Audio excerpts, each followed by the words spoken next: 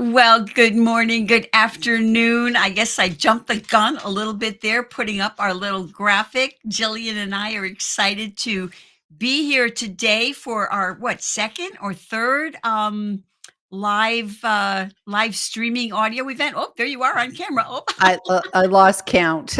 I lost count, and obviously I lost ability to handle the controls. Okay, let me just double check.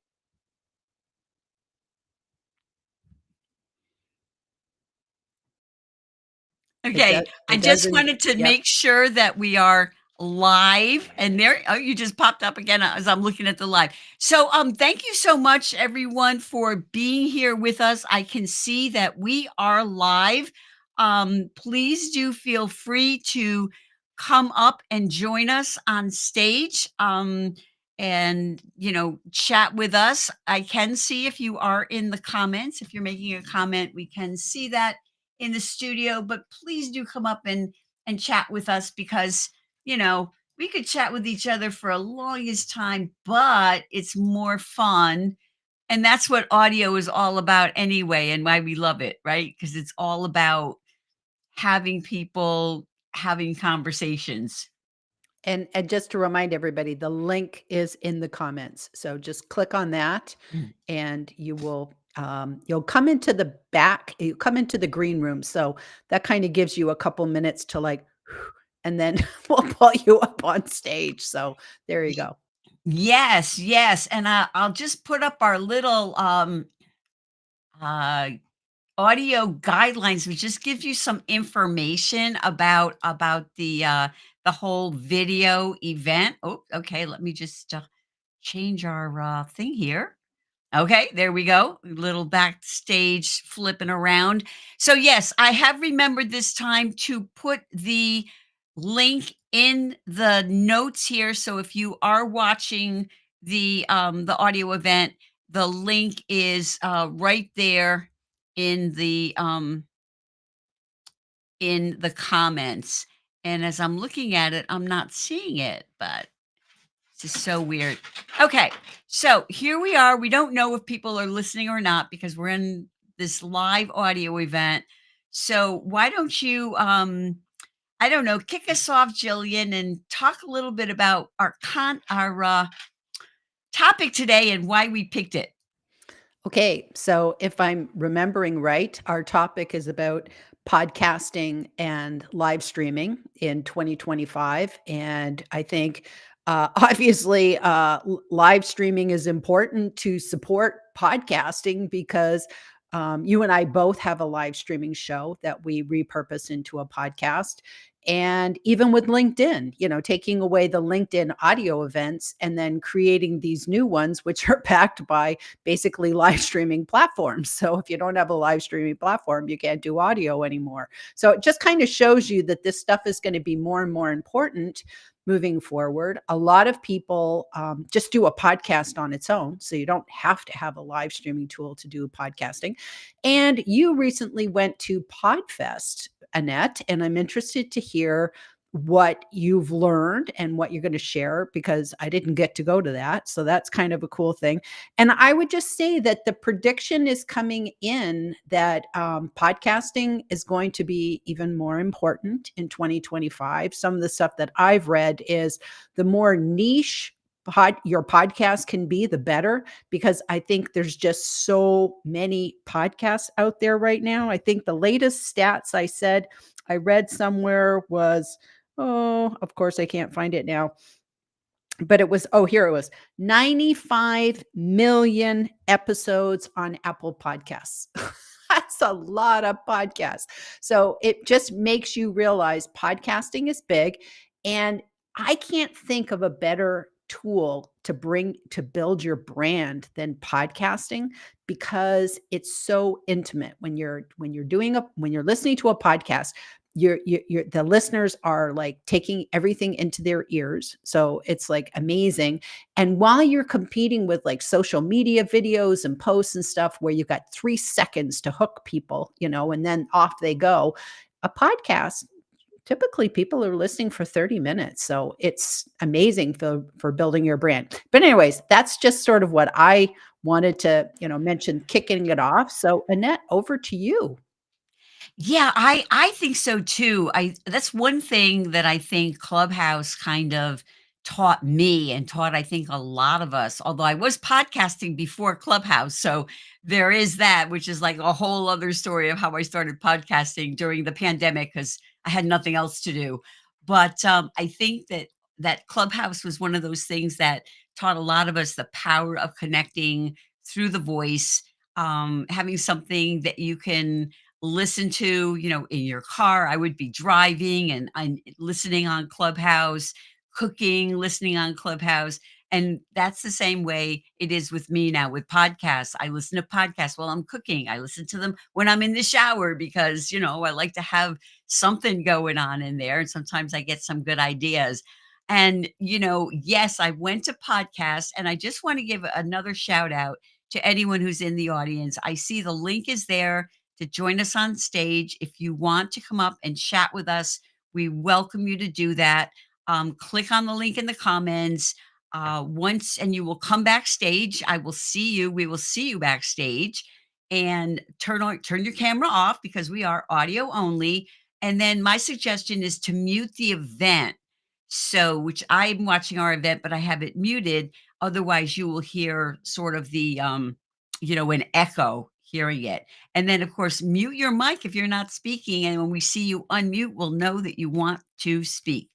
So, talking about Podfest, I was so excited to go to Podfest. I ended up getting a ticket shortly before podcast from Buzzsprout, which is both of our podcast platforms. And I thought, oh, okay, let me go. And I will tell you that I had such a great time and I learned so much that I already signed up for VidFest in August in Atlanta. So I'm going to that. So one of my biggest takeaways, and I think it's interesting because I think both of our podcasts are audio only. And I don't think Buzzsprout, at least at this point, offers doing, video podcasting. So I've always recorded my solo episodes, and I think you and I both do those. We do our solos. I've been doing them just recording my voice. Is that that's what you do too, correct? Or No, my solo episodes are lives. I don't record any. Let me just backtrack. I don't do any podcast episodes that aren't a repurposed live. oh, okay. So I'm live first and no edits on my podcast. So it's like what you see is what you hear. Mhm, And so even when I do a solo episode for my podcast, mhm. that means I did a solo live. And I never record those. They're live in the moment because if I recorded them, oh, forget about it. I'd be editing till the cows come home. So just no, me and the cows, we go live. Well, actually, I think that's a great strategy. So I do record my solos, but you know me, I'm a fan of scripts and notes and things like that. So it helps me stay on track. But after going to Podfest, I am now going to be recording all of my solo videos on video. And I've decided to use Restream for my platform because I can record my video. Then I can have it create its own magic clips of my video. Plus, I can download the transcript, which I can use to repurpose for other content. How it is today. Certainly with me, I take my transcripts, throw them into AI and have it, create other little things or throw a couple of transcripts together and bam, help have AI turn them into a newsletter or something like that. Edited by me, of course. So it's my writing, but they did a little organizing. And the reason I'm going to do that is for the promoting and the repurposing of the videos, because, I think you're the same way. At this point, I promote my podcast, not necessarily my live shows after the fact. And so I want to have that video that I can just create clips of to use that to promote my podcast rather than using audio clips. Now, we both use Buzzsprout. They have a very simple, you can go on there and just create video clips in moments, and you put a graphic on there and you're good to go. But I'm thinking, and my understanding from the person I learned this from like a lot of different people there, um, that having you on video speaking is more of something that will engage people to, want to go and listen to your podcast. So that's kind of my new strategy in a nutshell. So what do you think? Well, first of all, did you say that you Mhm. you you sounded like you said you're using Restream, but I thought you had said before you were gonna use Riverside. So what Well, what's you're right, and I fumbled my word there. okay. So if this was a podcast that I was recording, then I would have to go back and change it. So And thank and you. and me and the live cows are very happy. Oh, good. Because we can always correct stuff. We can always correct stuff. So, yeah, I just wanted to just confirm that because it's Yes, just like, yes. okay, I thought she told me Riverside. So, okay, that's good to know. And, it's interesting. I've actually been experimenting with, I do audiograms for every single one of my podcasts. So I do the live first.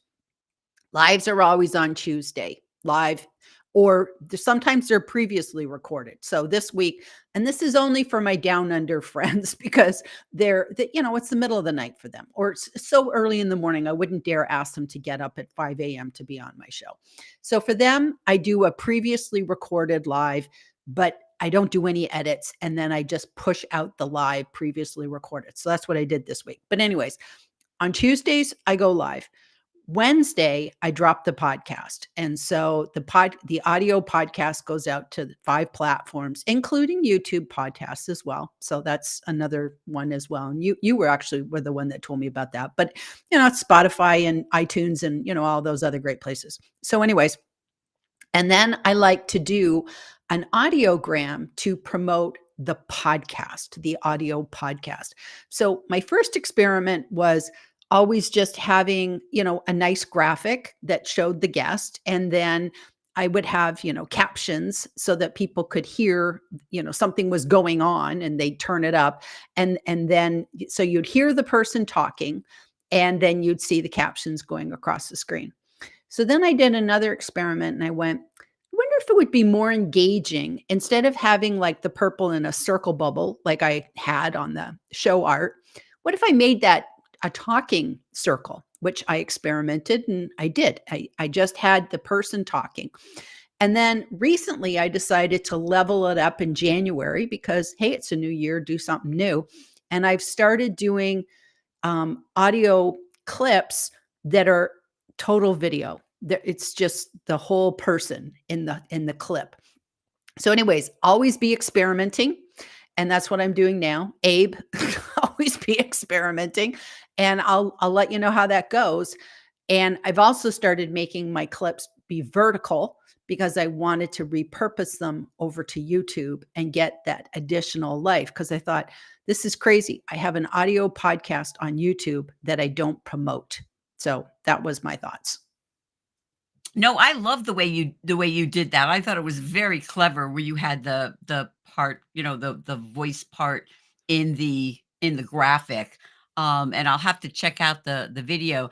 And I'm with you when it comes to, because I repurpose all of my LinkedIn live shows on my podcast as well, and I don't edit those at all. Take off the LinkedIn intro and outro and add my podcast intro and outro because I'm very I use different music because the live streaming of my live stream to YouTube, as I believe yours do as well. And YouTube is so finicky about royalty free music that I make sure, I use different music for them. But I don't do any editing either. The only exception is sometimes very rarely I'll have a guest come on and start like, going on and on about their services. And then I cut that out. I do. I cut that out when I put it on the podcast. One reason is because I don't like it, but another reason is because, oftentimes people don't realize if I'm a guest on your podcast today, well, you do it quickly, but the episode might not air for a month or That's true. 2. Right, And so and people could even be listening.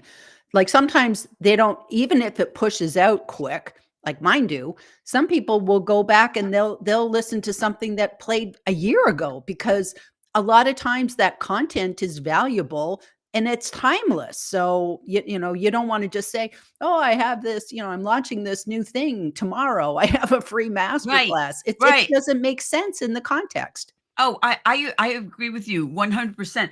I don't even announce my own things in my podcast.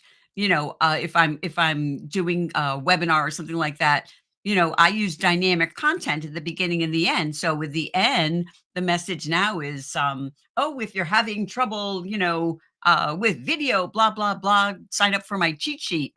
But that's something that I can change across the platform whenever I'm ready. I wouldn't even talk about that in my own episode, you Yes, know? and, I'll tell you, there's you think, what you said before about editing off the beginning and the intro and the outro before you put it up on the podcast. That is something that, like, you could just kinda go, "Ugh, no brainer," right? That's actually not true. I have seen a lot of people that don't do that, and they're, especially if you're using StreamYard with a 1-minute countdown or whatever, and we have, you just think about somebody sitting there listening to this, like, you know, ding, ding, ding, with no voiceovers. And I think it's really important to brand your podcast with a custom intro that's for the podcast. And I know both you and I do that, where it's like, it's a different, potentially a different audience. They don't know who you are. Mhm.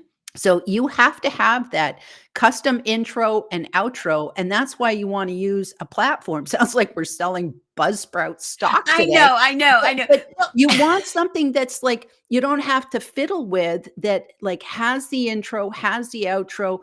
I just It's like a sandwich. It's like the bun is always sitting in Buzzsprout. So I just literally put up my podcast and it's got the intro and the outro. Not everybody does it that way, but that's a good idea, to have an intro and an outro. Maybe you customize it, you change it. You might say, "This week I'm talking with Annette and we're talking about da da da." Da." That's fine, or maybe you got a special you're sponsoring or whatever.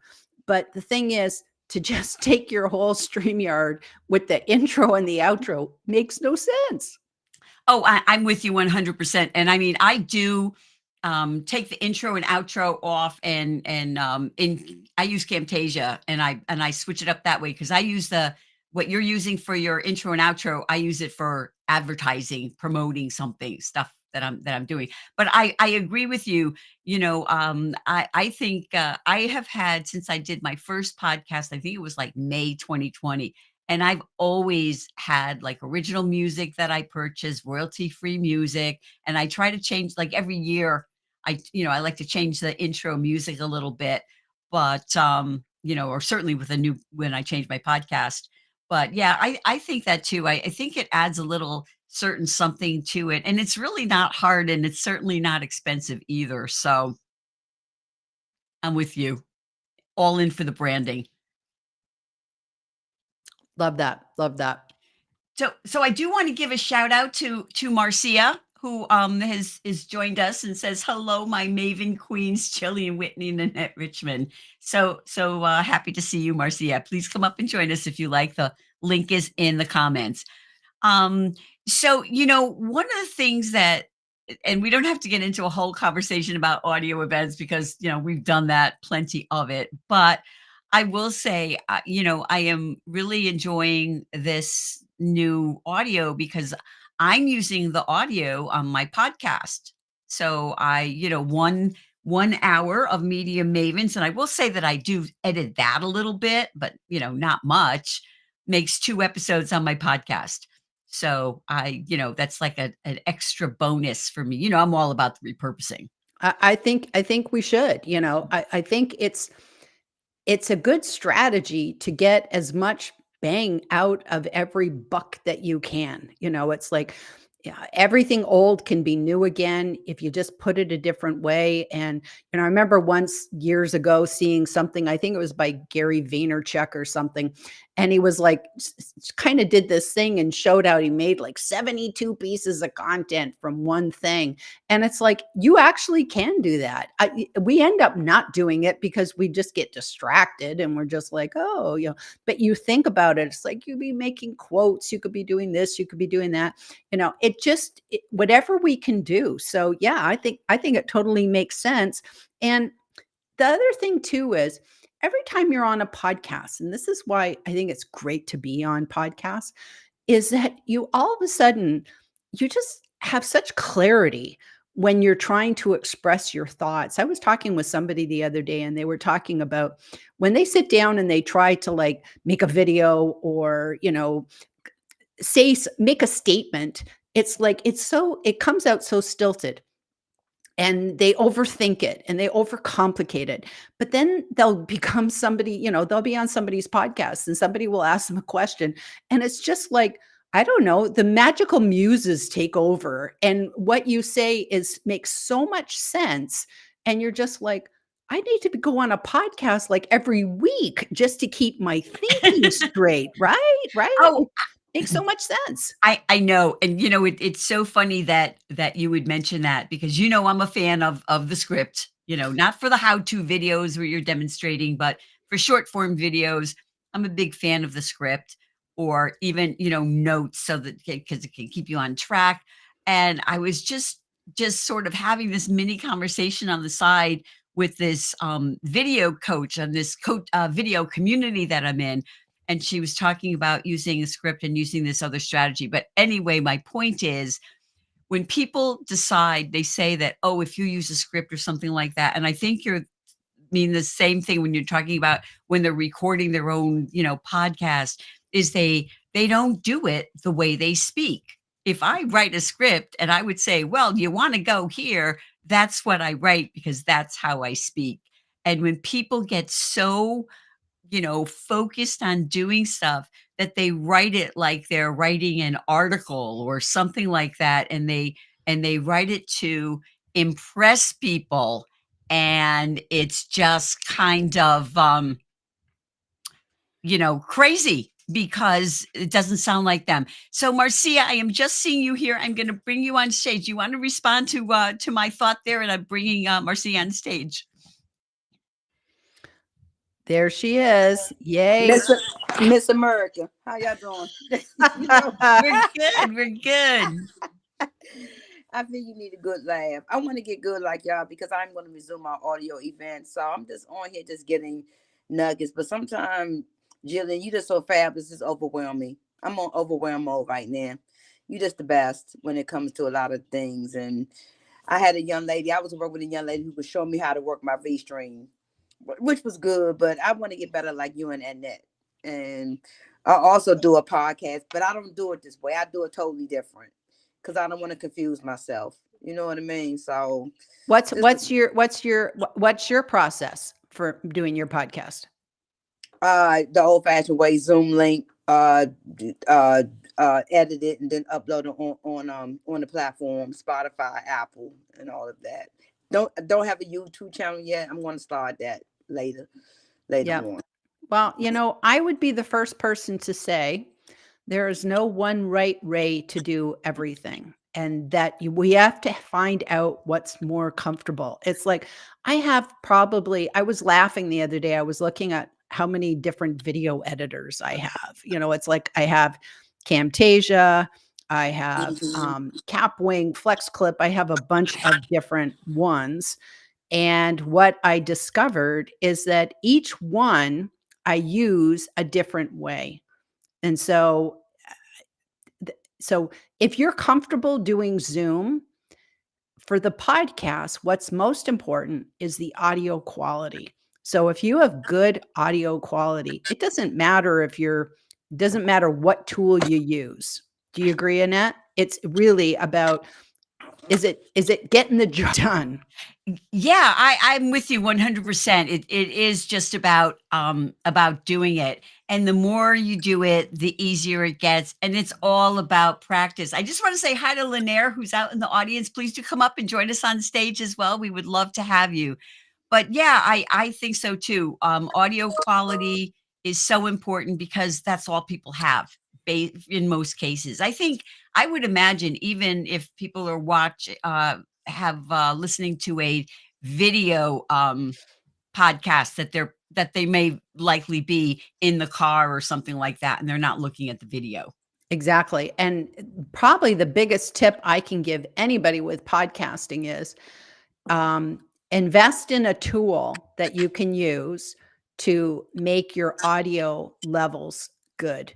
Because even if I have a good microphone, if my guest has a terrible microphone or they're using their speaker, that's built into their computer or something like that, I have to figure out a way that when it gets on the podcast, I'm not too loud, and then you can't hear the other person. And then the person listening wants to turn it up, turn it down.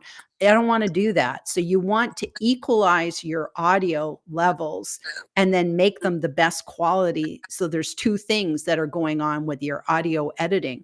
Now, there's a lot of tools out there, Audacity, and you can use all these tools, but they're really hard. They're really hard to muck with. So I actually found a program called Adobe Podcast, and it's free. It's free to start. Like, you can just get a free plan. The only thing is that it limits like how many minutes you can do. And so I eventually decided, okay, I think my podcasts are at least 30 minutes. So I had to, get the paid plan. But it is so worth it. And I just upload the MP3. It makes a really, really clean WAV file. And then that WAV file is not only equalized for both speakers and the volume, it also makes it sound a little bit more bass and less treble. So, you think of somebody listening to the podcast with their iPhone or their Android with their headphones in, you want that good quality sound. So that's what I do. And I don't think I could do a podcast if I didn't do all that extra step. Yeah, I agree with you on that too. I agree with you on that. So Marcia, I'm sorry if you wanted to speak. I had just muted your mic because we were getting some background noise. And then when I put this on my podcast, we hear that background noise. So, if you want to, you're welcome to add something. And then if you can please just turn mute your microphone so that, we're not getting any background. That'd be great. Oh, I just had it on because I had a question, but thank you, Gillian. Thank you, Annette. But Gillian, what do you think about Lisbon? Is that a good one? I know a couple of people that have used that one. So yeah, that's a good one. So yeah, I think the important thing is you want to look at something that is going to allow you to grow down the line. A good test is to see, for me, what was really important for me, because I used to be on Anchor, which got bought by Spotify, and it was completely free. And I loved Anchor. I used that for like 3 years. I was happy as a clam. But the one thing I didn't like about Anchor was even when it got by Spotify, is I couldn't embed those podcast episodes into a LinkedIn article. And that frustrated me. So when I was looking for, okay, now I'm going to do this new podcast, the Easy Peasy Books podcast, I'm going to just go professional from day one. So I actually asked Annette for, what are you using? And she said, I'm using Buzzsprout. So I took Annette's podcast and I embedded it in an article just to see if it worked. And it did work. So then I knew I was good.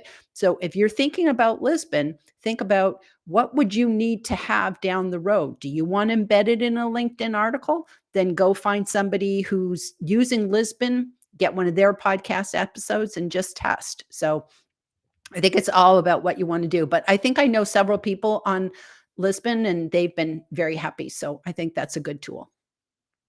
Thank you so much as always. I'm going to let somebody else talk. Thank you so much, ladies, as always. You're welcome. Well, thank you so much for coming up as always. And again, feel free to stay up here with us. Just, mute your mic so that if there's background noise that we won't be hearing it later when we're re-listening to this. So Gillian, what I had forgotten what I was talking about there for a minute. So did they talk when you were at Podfest? Mhm. I'm interested to know sort of was there any talk about AI? Because there's the AI tools, which of course we both use AI tools. Like you can use Descript, and you get you can get your audiograms done with AI tools. I had the crazy thing where I think it was last month, I went and had those AI bots have a review of my podcast, and Yes, yes. and it was crazy and bizarre, but it was like a really fun little exercise and then I actually included it as my podcast episode. I introduced it so that people wouldn't think I'd gone nuts, and I explained that I was doing this experiment. But I think that there's like just lots of cool things, and AI is going to be even more important. So anyways, I'm interested to know what takeaways you got from the Podfest about AI. So let me just give you a quick overview of Podfest. Podfest was just a wild roller coaster ride. Fun. My head was spinning at the end of the first day. So yes, there was AI, but it, I'll lay out the tracks for you, and then you'll see there were like 5 or 6 different tracks. There was a whole AI track.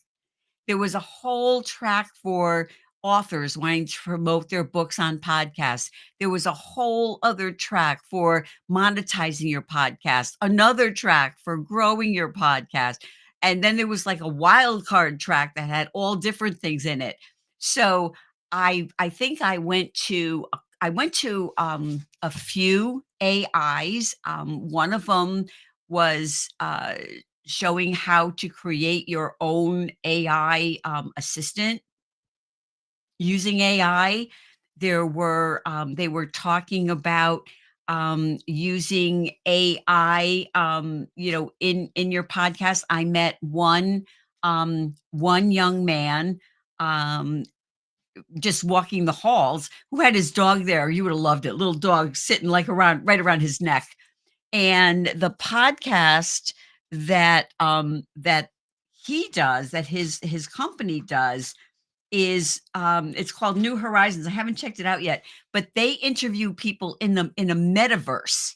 So was there AI there? Yes. There was an entire track, and this was like this like every single day. And the podcast was 3 days long.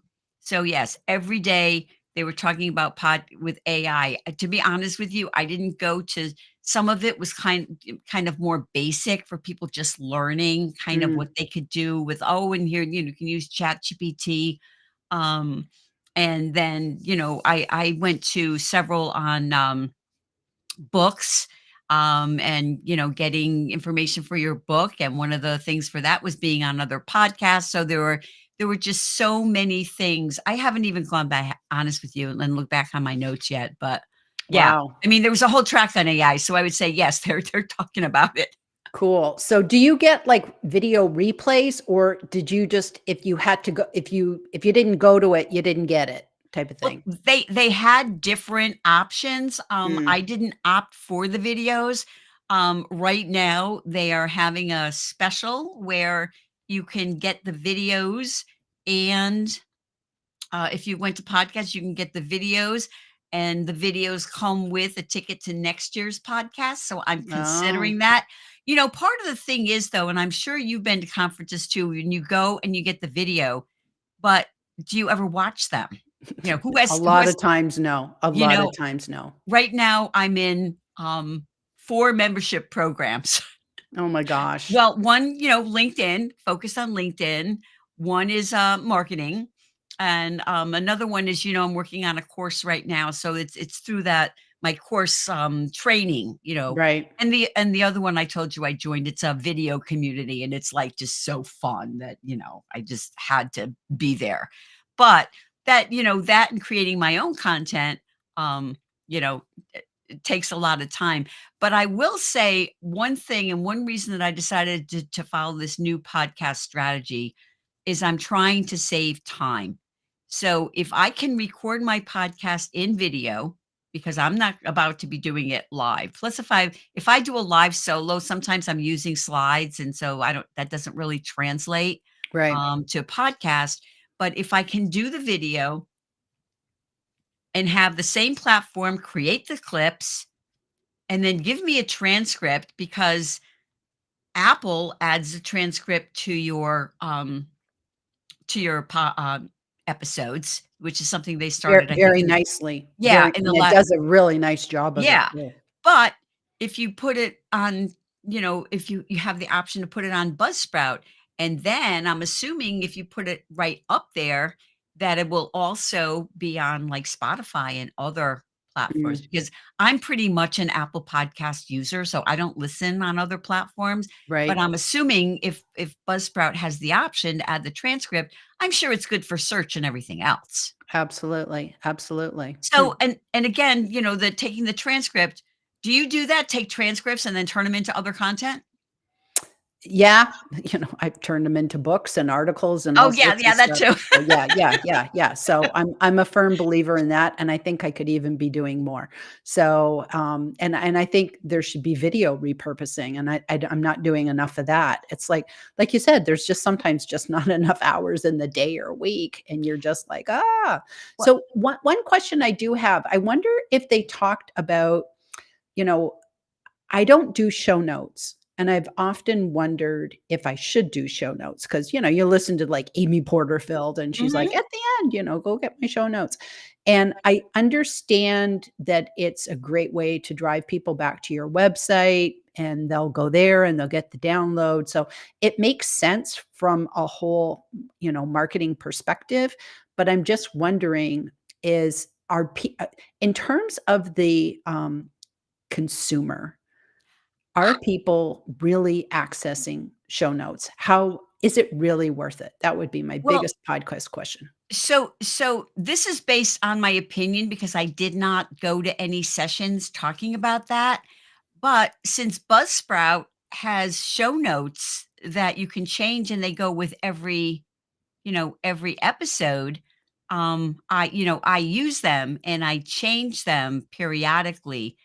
But I agree with you. I don't know how many people actually go to the show notes unless maybe it's a video podcast and they're watching it on something.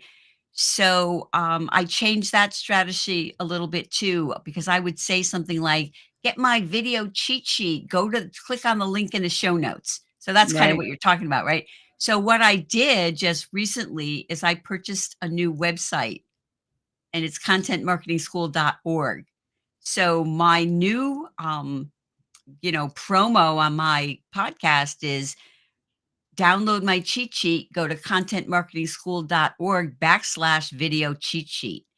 And so that's what I decided to do because I hear things like Amy Porterfield too. She'll say amyporterfield.com/, fabulous thing, whatever it is.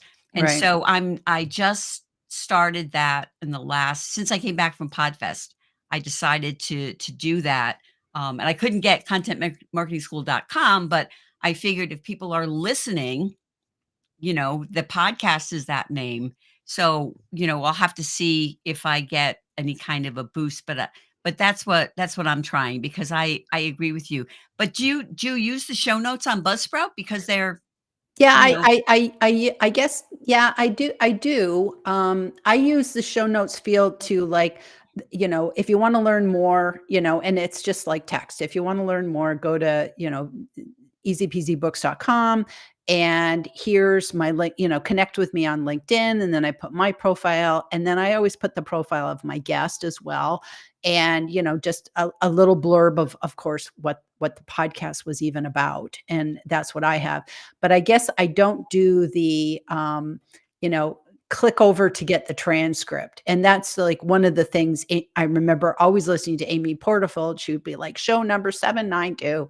And then you'd go over and then you'd download, and it was like the whole transcript. And I've often wondered how many people click over to get the transcript. Because, most of us are doing something else Mhm. when we're listening to a podcast. We're at the gym, we're going for a walk. So to be honest with you, I don't know how I could probably count on one hand the number of times I've ever gone to somebody's, website to download the transcript. And I just wondered, I still see some people to do it. I've never done that, having transcripts that are available for people to read, just if you think it's worth it. Well, I don't know. I'm guessing Apple does if they decided to start adding them. Yeah. So, I mean, that's what I'm But is thinking. that an accessibility thing? See, I almost I remember when Apple launched their transcripts Mhm, and I got the thing as a podcast host that this was going to be happening. And it seemed that they were talking about it from an accessibility issue, that they mhm, were doing this so that people could be, reading the transcript, because it's actual like live, like reading the transcript as they're listening. So I'm often thinking of anybody who's either, deaf or hearing impaired, or I don't know, maybe they want to listen to the podcast, but they don't have their headphones, or I don't know, So I've always thought that was more of an accessibility. And I don't even know if you can download those. Can you I don't know if the I person can download those or just read them. I don't know. I don't know, but, I'm gonna be doing a, I am guessing that there might be some SEO value to that. And the reason I say that is, I listened to a podcast called Podcasting Business School, and I was so excited. I got to meet the host at Podfest. It was such a nice, lovely, lovely guy. His name is Adam, like Schna I can't pronounce his last name, but Podcasting Business School. It's a great podcast for podcasters. Lots of great information. And, since I was listening to that podcast and I fiddled with the intro, the description of my podcast, and I fiddled with the name, adding, and I found that it did boost um, my downloads. Hmm. So Okay. I'm guessing if that's so, I extended the podcast name, it's content marketing school, just like the live and the podcast the same name, but I added it for, my target audience, and then I added things that are talked about, on the show, and it has boosted my search. And one of the things that he talks about is SEO, for your podcast. So I'm guessing that's probably the case with everything today. I mean, when you think about it, our LinkedIn articles are indexed by Google. True. So we have to think about SEO for them. And I'm going to be having an episode on SEO in a few weeks. Hmm. So that's one of the things that I will have to ask my guest to talk And you about. could ask your husband. Well, he's my guest, so Okay. this is his third guest on my show, and I have to tell I you, love it. it's such a hot topic. It's such a hot topic, and I have him right here, and he's good. So I figure, okay, I love that. I let's love have him on that. the show. And, But and that makes sense. And, and you just reminded me of why it's probably a really good idea to, if you're doing a podcast, to maybe you don't want to do it for every episode because it would maybe be too much, but I don't know, who knows. But, to think about taking your podcast episodes and embedding them inside an article on yeah, LinkedIn, because then that makes your podcast episode much more findable on yeah, Google than just the episode by itself. So, just sometimes people want to get the nuggets before they invest the whole, like, oh, I don't know if I want to listen to this. oh, So if you get an idea of, oh, this is what they talked about, oh, maybe I do want to listen to this. yeah, yeah. Oh no, I'm with you 100%. I want to say hi, shout out hi to Michelle too. Please do come up and join us on the stage. We'd love to have you come up and chat with us. But that's also why, one thing, and I think you and I both do this. I didn't do it with my previous podcast, is I number all of the episodes, so it makes it Mm, easy to say, oh, and I will do that on some of my podcasts. I just did one on recording and editing video, and talked a little bit about music copyright. But I mentioned in there, if you're interested in more, go to episode number, whatever it was, 76 or something. There we And go. so, That's and so, good. so I think learning all these things. I mean, we learn as we go, and we've both been now podcasting for, several years, and live streaming for several years. So, I think, and we're supposed to be talking. We talked a lot about podcasting, and I think our live streaming and podcasting kind of go half and half. I mean, I have been putting my live streams on my podcast since I started doing it back in 2021. But I now I feel like it's like everybody does it. Yes. Yes. Yay, Michelle is Hi, here. Michelle. Thanks for joining us. It's so good to be here. Now I'm not on my normal microphone laptop. I'm You're on my fine. laptop. Can you hear me okay? You're fine. Sounds great. Sounds great. Awesome. Well, this is my first time joining as a guest in this type of format. So excited to be here and thank you for inviting me. Cool. And we love it because we can be having a bad hair day and nobody knows. Oh, I have no makeup on right now. So yes, I don't want to be on camera. Well, I haven't even brushed my hair, so don't tell anybody though. Yes, that's the beauty of it. And, I think we're all getting used to the new format of, what do they call it? LinkedIn audio? I don't even know what they call this new format, but once you get used to it, it's not bad. Yes.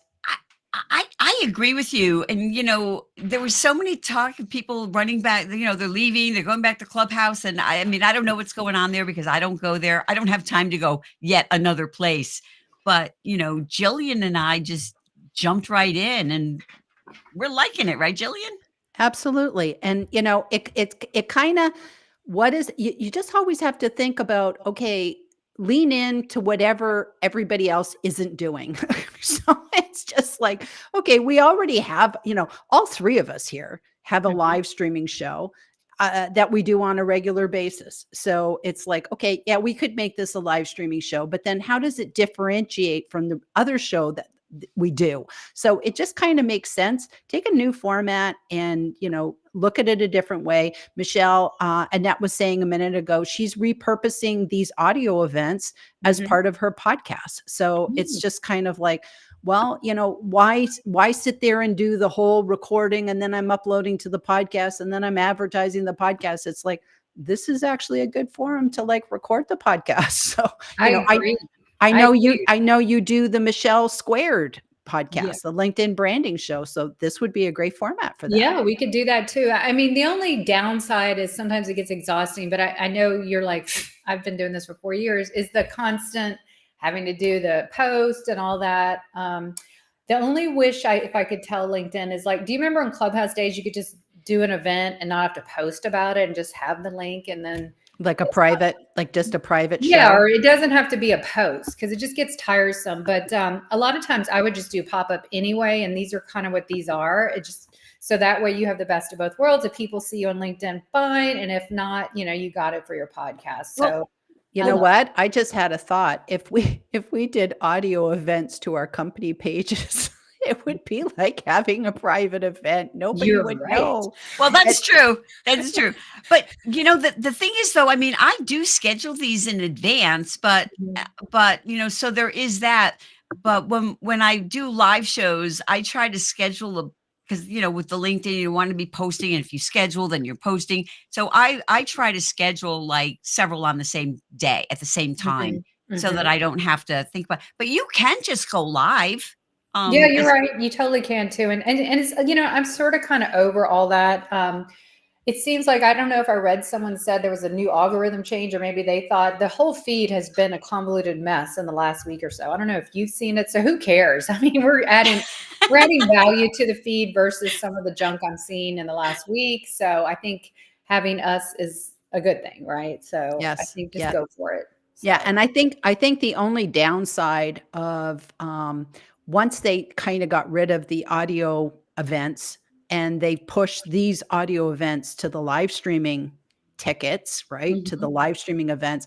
It's mucked up the live streaming events because it's like, forget trying to use like the speaker, like, before when we would schedule live streaming events, I would always go in and then I would add the event and invite the speaker. And that consistently wipes out the graphic. And so, Annette was able to put hers in after the fact. I did it for a couple of people and I had to recreate the event like 2 or 3 times. And it was so stressful because like, then I had this blank of like what my upcoming event was. So I just went, I'm not using this. Well, there's always a glitch. I was wondering why for our book launch on Friday, I was like, I didn't care, but I was like, oh, usually you get a speaker invite. So that makes sense. So good to know on that as well. It's not worth the risk of losing our graphic because the graphic is everything. Absolutely. So yeah, there's always a glitch. That's LinkedIn, right? But there's no other place I really hang out. I'll occasionally post on Instagram. I'll occasionally post like family stuff here and there on Facebook, but that's it for me. I don't really, and then, and I was thinking about all the ways people have connected with me in the last couple of years. And in the heyday, LinkedIn, of course, was great. But, some of my best contacts have been from in-person, the podcast and my book. So LinkedIn, of course, you have to have that presence and like legit, if you're not on LinkedIn and you're not, that's where people check you out. But I think I'm saying this for years, we have to diversify our visibility streams. And this I love is that way. And we both have podcasts. We all have podcasts. So I think right. Very smart and very doable. So, and all have books. So I think another way. It's everything. I wonder if we could, since the topic is specifically live streaming and podcasting today, Annette, Michelle, I wonder if you could just kind of give us your insight because you juggle 2 podcasts, which I find that quite commendable. So you do one co-hosting with Michelle J. Raymond and you do your own. So do you want to just have any little thoughts on doing 2? Well, I guess because they're different. Like Michelle and I could talk to the end of time, right? So we just get on, have a good topic and kind of riff, kind of like what you guys are doing here. So, but we're strategic and intentional and have takeaways. So that one really, we've gotten to now where we're planning out the month themes and the episodes. So you have to really kind of know, and we take turns with editing. So that helps too. So having a hosted one, as long as you're on the same page, it helps that we have the same long range vision, but we help people in different ways, hers for companies, me for personal brands. So that's doable. And then for me, mine's been around since June of 2021, but I've publicly admitted, I've let it 1 year, I let it lapse. I just haven't been committed to it. And that's on me. So it is a little challenging, but I'll say that I didn't have I think you might need some help if you want to stay consistent, hiring someone like Devin or whomever to just help you because Gillian, you have Devin to help you. Can you imagine if you didn't?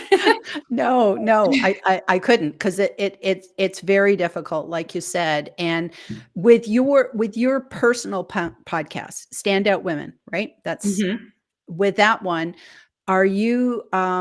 That's primarily your lives, but do you supplement it with recorded ones? In a perfect world, would you be trying to do the supplement, or do you just like it to be your lives?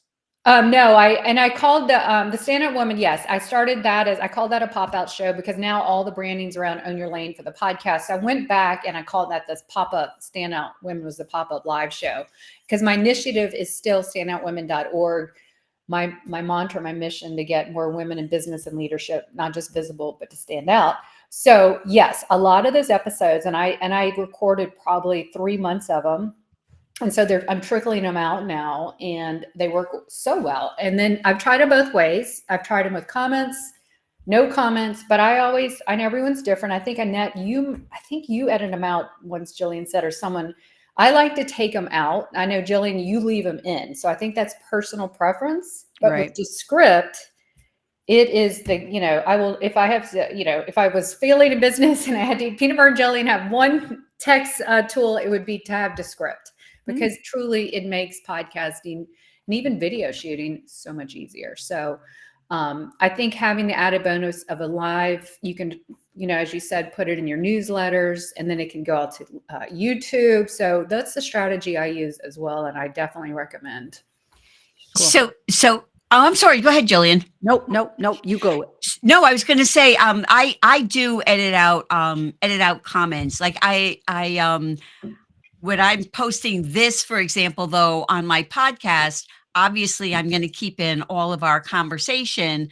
But if we were just, responding to a comment or something like that, if it's on a live show, I do eliminate those. And part of the reason I do it is because if somebody's listening to the podcast, they're really not part of the conversation. And so, sometimes it can go on lengthily, people talking, you can get into like, can you hear me? Oh, can you hear me? And so, I cut that out. I do cut that stuff out, but it's easy. It's easier with video. And, I was telling, Jillian when we started that I've decided to start, recording my solo podcast episodes on video.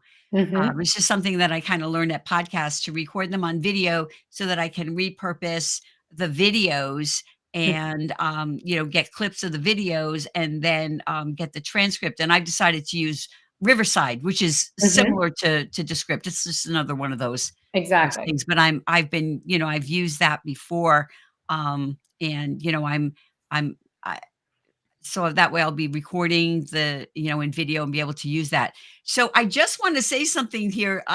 All of a sudden the time has flown by and it's almost time for us to go.